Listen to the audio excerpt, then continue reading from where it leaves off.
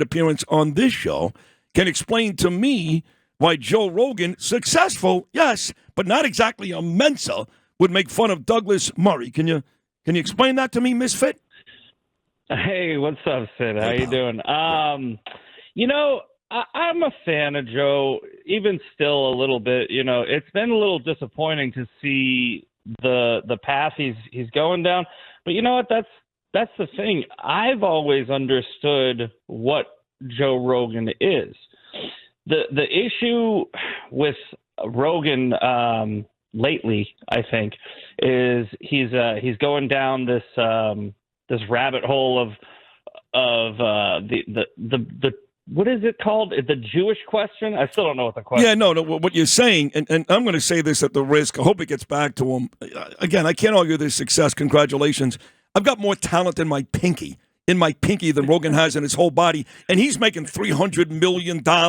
He's got 1 billion listeners. He's kicking my ass, but he's not all that talented. He's not all that smart. He's not all that funny. You may like him, but he's not all that good. And you're right. Now he's going down the road of like Tucker Carlson, some of these other guys, right, who aren't exactly the Jews' best friends.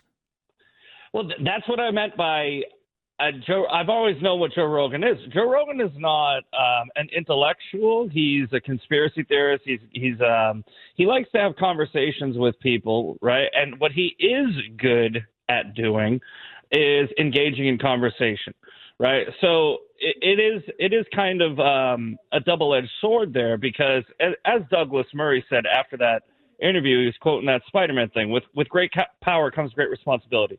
What the problem is Joe has now, whether he likes it or not, taken on the role of the new media, right? What is the media? The media are journalists. Journalists deliver information. Joe's now delivering information.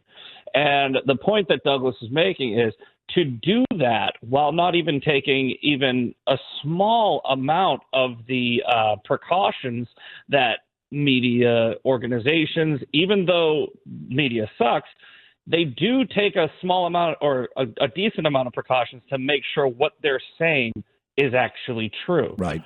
And you're going to have people that are like, no, they don't. But no, they actually really do, because they don't want to get sued. They don't want to lose credibility. And while the media feeds us plenty of lies, they try at least not to say things that are just batshit crazy, not true all the time on purpose.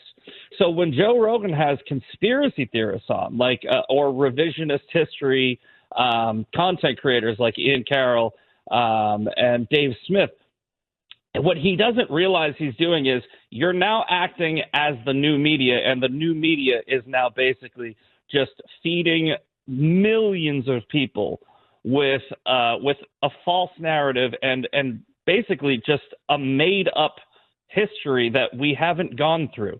Hitler was not playing down anti-Semitism like Douglas Murray said. The Jews didn't do 9/11. The Jews didn't kill JFK. The Jews didn't kill RFK. The Jews didn't fucking steal the underwear out of your fucking panty drawer. Oh, sorry, I didn't know if yeah, this is terrestrial radio. Sorry. And by the way, to your point too, with Easter being yesterday, the Jews also didn't kill Jesus, you morons. That was the Romans. Yes. Yeah. Well, I said that, and I've been having this argument for a while. I just told somebody was just like, well, the Jews, and they're framing it this way on purpose. They say the Jews on purpose, right? It's like, okay, all of them? I had somebody this morning go, well, the Jews are the ones that handed them over to the Romans. I go, all of them? Yeah. Is it just the Pharisees? How many? 15? 100? How many Jews were there? Well, you get dangerous. Well, it's funny because I saw this post yesterday. Happy Passover. Bring them home. And I hate that. I hate bring them home. I've been yelling about it for 18 months. It should be let them go. When you say bring them home, you're putting the onus and the pressure on Bibi and Trump. They can't bring them home. They got to be released. Yeah. They got to be let go. So that is a Democrat motto, a Democrat chant that I can't stand. But whatever, fine. We all want the hostages back. Who is this lowlife? He's got 2 million followers talking about Joe Rogan being overrated. His name is Dan Bilzerian. And he's on there saying, hey, it's Easter weekend. You can S my D, amp the Passover, you Jew bastards. Who is this guy? Who are these people? Well, the funny thing is Dan Blazarian is talking about this is a Christian holiday. Dan Blazarian, first of all, he's a playboy. And now I'm trying to be careful with what I say. he's a playboy who's got a bunch of women and sleeps with a bunch of women. He's a gambler. He's a degenerate. He's a hustler, a grifter.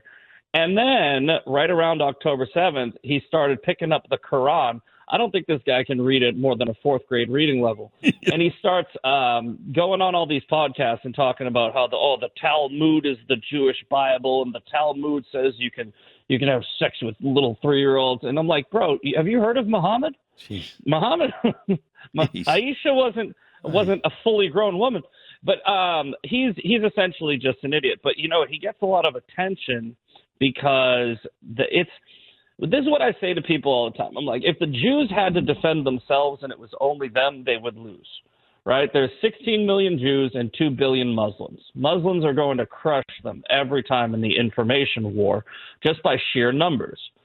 And useful idiots with large followings like Blazarian, Smith, Candace Owens, Tucker Carlson, all these people.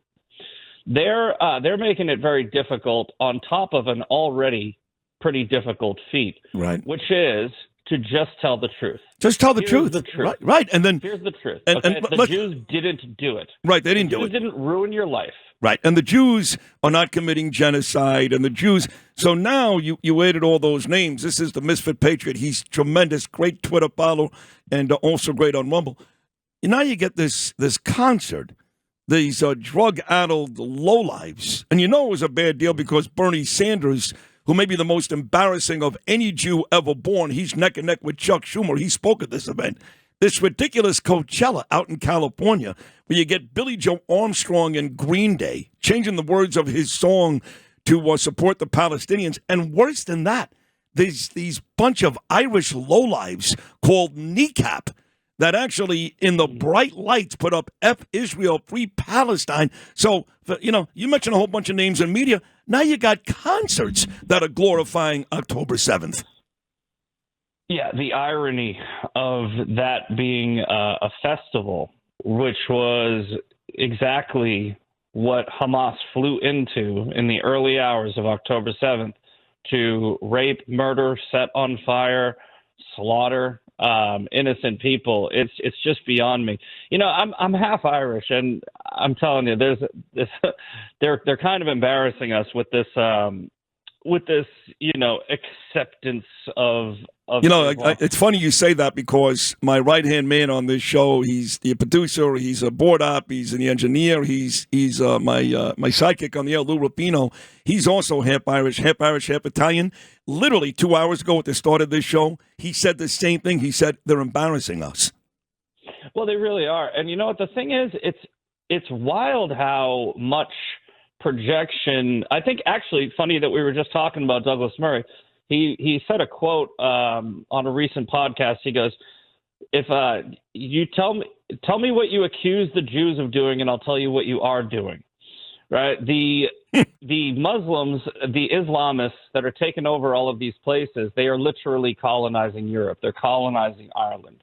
They are committing actual genocide in the Congo, in Syria, the slaughtering of all these Christians. And it's funny that these new woke right Christians are the ones that are complaining, because it's you can, if I see these people accuse the Jews of something, I go, I bet you Muslims did that. And I don't have anything against, your average, everyday, peaceful Muslim. But as I say all the time, the difference between Jews, Christians, and Muslims is the closer a Jew or a Christian gets to the teachings of their holy book, the more peaceful, tolerant, love, and kind they are. The closer an Islamist gets to the teachings of the Quran, the more violent, oppressive, and genocidal they are. It's true. Because it says in that book, it says you need to, subjugate anybody who doesn't believe what you believe needs to be convert or killed. And that's just not what Christianity preaches. It's not what Judaism preaches.